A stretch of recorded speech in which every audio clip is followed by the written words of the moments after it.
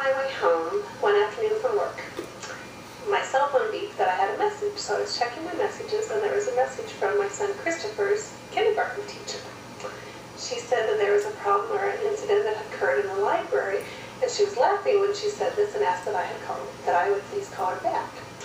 I called her back and spoke with her, and she said that there was a problem in the library today, that Christopher was a little traumatized, she seemed to think, and I thought, what in the world had happened?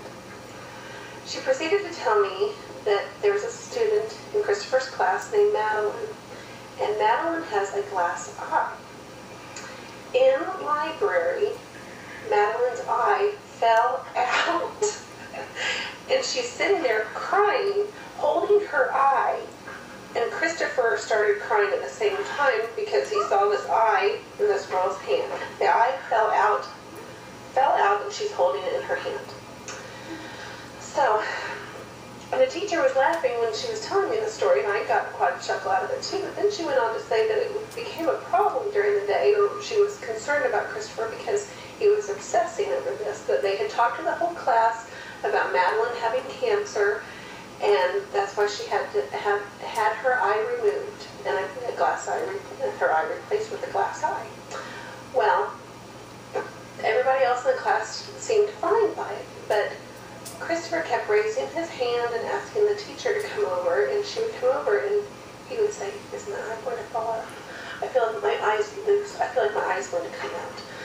And the teacher tried to reassure him time and time again that his eye would not come out, that there were nerves connecting the eye into the eye socket, and that his was just not going to pop out.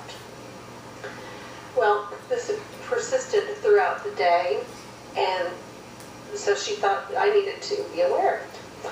Well, that afternoon when I went to pick up Christopher from his after-school program, the teacher there, which was a different teacher, had no idea what occurred in the morning. And she came up to me and said, "Cindy, Christopher has been telling me that this girl's eye fell out in class, in library class." And she didn't believe him.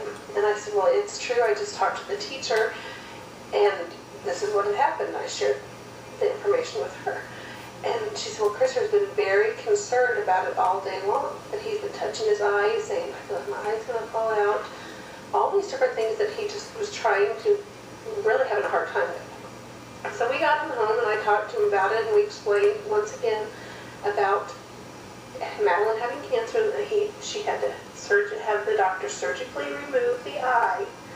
Then your eye cannot just fall out on its own. We went through and we explained as much as we could. We showed him pictures on the internet of the nerves connecting the eyeball and how it could just not fall out.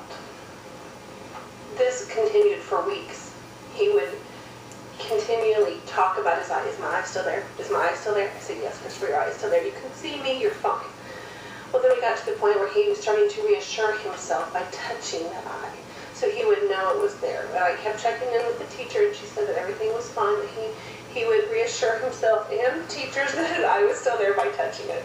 So that was a very, it was a learning experience for all of us, and a very traumatic one as well.